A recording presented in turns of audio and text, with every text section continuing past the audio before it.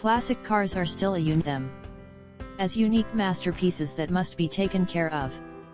The International Federation defines classic cars as the car that has been manufactured for more than 30 years, its production was scarce and its owners possessed a passion for and a taste for the beauty of its design and its artistic value, and they undertake to preserve it and to spend on its maintenance and preservation.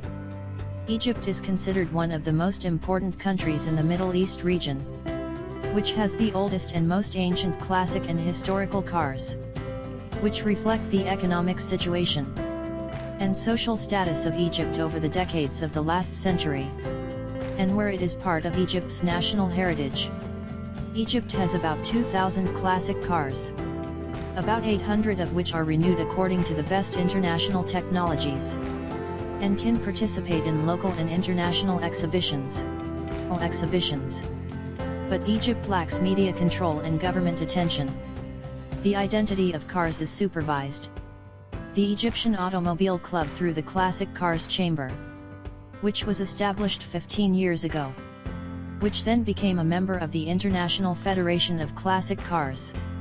National Classic Car Museum in Egypt is one of the most important dreams of classic car enthusiasts in Egypt.